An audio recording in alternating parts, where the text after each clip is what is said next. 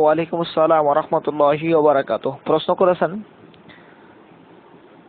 সালাফি প্রশ্নতে মিডিয়াতে সৌদি আরব থেকে তাজমল ভাই জানতে চেয়েছেন যে দাওয়াতি কাজ করার জন্য অনেকেই টাকা নিয়ে থাকে, ফেসবুক হোয়াটসঅ্যাপ যেগুলো আছে আর কি দাওয়াতি কাজ করার জন্য। এই যে টাকা দেওয়া সঠিক হবে কিনা, আর অনেকে আছে ভ্রান্ত, সেক্ষেত্রে করণীয় কি? এ সম্পর্কে একটা বিস্তারিত একটা বক্তব্য দিয়েছে আপনাকে, আপনি প্রশ্ন করছিলেন দাওয়াত সম্পর্কে। সেক্ষেত্রে অবশ্যই দাওয়াতি কাজে কাউকে সহযোগিতা করা, এই যে কত বড় বৃহৎ সোয়াব, মহাত্ম ও গুরুত্ব, এটা আমি নিজের ভাষায় বোঝাতে অক্ষম। আল্লাহ আপনাকে বাকশক্তি দিয়েছে, আপনি আপনার কণ্ঠ দিয়ে যাই পারেন না কেন দাওয়াতি কাজ করলেন। আল্লাহ আপনার বাকশক্তির অর্থ দিয়েছে, আপনি অর্থ দিয়ে পর্যাপ্ত আকারে ভাবে দাওয়াতি কাজ করার জন্য সার্বিকভাবে নেট জগতে বলেন, কোন স্থান নির্বাচিত করে বলেন, কোন স্থানে যেভাবেই হোক না কেন, কনফারেন্স সেমিনার করে বলেন, আপনি যেভাবে হোক দাওয়াতি কাজ করছেন। এই যে বৃহৎ সোয়াব, মহাত্ম, গুরুত্ব, এ সম্পর্কে ব্যাখ্যা বিশ্লেষণ হাদিসের দিক দিয়ে আমার দেওয়ার ক্ষমতা আমার নাই, কারণ এর গুরুত্ব অনেক অনেক অনেক গুণে বেশি। আবার যারা এই সমস্ত কাজ করার নামে ধোঁকাবাজি করে, চাঁদাবাজি করে, যারা এই সমস্ত কাজ করার নামে অর্থ অর্থ হরণ করে, তাদের যে কত করুণ পরিণতি এ সম্পর্কে আমি আপনাকে বোঝাতে অক্ষম, কারণ এদের পরিণতি অনেক অনেক অনেক বেশি কঠিন। একজন মানুষ আপনার কাছ থেকে টাকা ধার নিল, টাকা দিল না, এটা এক ধরনের পাপ। আর একজন মানুষ দাওয়াতি কাজ করার জন্য আপনার কাছ থেকে অর্থ নিল, এর পাপ আরেক ধরনের। কারণ টাকা ধার নিয়েছে আপনার কাছ থেকে, দিবে বলে ওটা আর দিল না,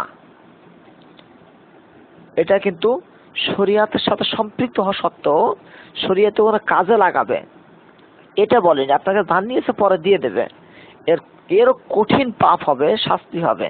কিন্তু যে ব্যক্তি ইসলামের কাজ করার নামে ধোঁকাবাজি করে অর্থ নেয়, ধোঁকাবাজি করে চাঁদাবাজি করে অর্থ নেয়, এর কঠিন পরিণতি হবে।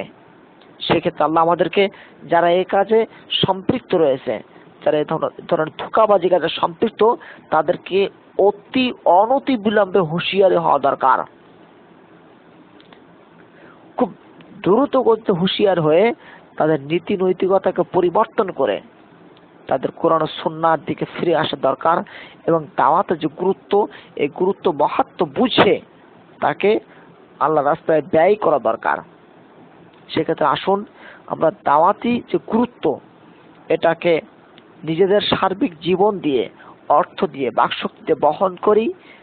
আর এই দাওয়াতের গুরুত্বকে হীনমন্যতায় ঠেলে দিয়ে অর্থকে নিজের পেট পূজার জন্য ব্যবহার করা, এর পাপ ও শাস্তি অনেক অনেক বেশি। যেমন একটি হাদিস থেকে আমরা নিতে পারি, আবু দাউদ ইবনে মাজা মিশকাত 5143 নম্বর হাদিস, আল্লাহ রাসূল বলছেন, মা মিন রাজুলিন ইয়াকুনু ফি কওমিন ইয়ামালু ফীহিম, যে সম্প্রদায়ের মধ্যে কোনো এক ব্যক্তি পাপে লিপ্ত হয় আর সে সম্প্রদায়ের লোকেরা ক্ষমতা থাকা সত্ত্বেও তাকে পরিবর্তন করে না, তখন তাদের মৃত্যুর পূর্বেই আল্লাহ তাআলা আযাব তাদের উপরে পতিত করে দেন, মৃত্যুর পূর্বেই। তাহলে স্পষ্ট বুঝতে পারছি আমরা যে যারা প্রতারণা করে দাওয়াতের নামে, তাহলে তাদের পরিণতি কত ভয়াবহ, কত করুণ। আর যারা অর্থ সবকিছু আছে কিন্তু দাওয়াতি কাজে সহযোগিতা করছে না, তাদের পরিণতি কত করুণ।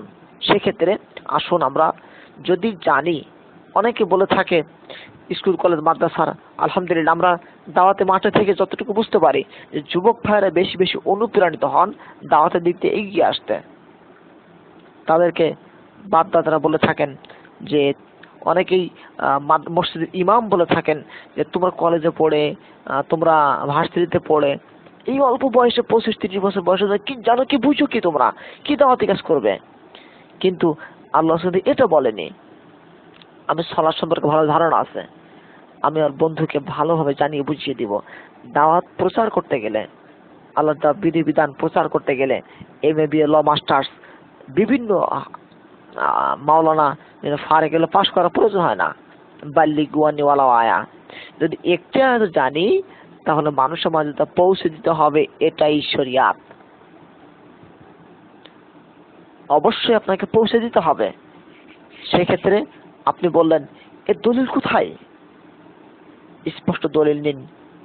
বুখারীর 3461 নম্বর হাদিস এবং মিশকাতের 187 নম্বর হাদিস, এর মধ্যে আল্লাহ রাসূল স্পষ্ট তিনি বলে দিয়েছেন, বাল্লিগু আন্নী ওয়ালাউ আয়া। যদি একটি আয়াত জানা থাকে তাহলে সব মানুষের মাঝে পৌঁছে দিতে হবে।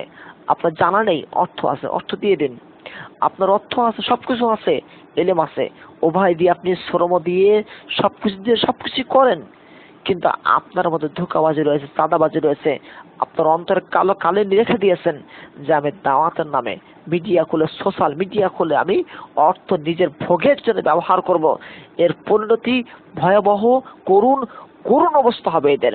সেক্ষেত্রে আসুন আমরা পরিবর্তন হয়ে যাই।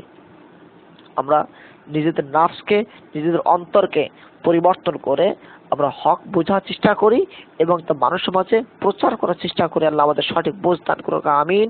আখির দাওয়ানা আনিল হামদুলিল্লাহি রাব্বিল আলামিন। আসসালামু আলাইকুম ওয়া রাহমাতুল্লাহ।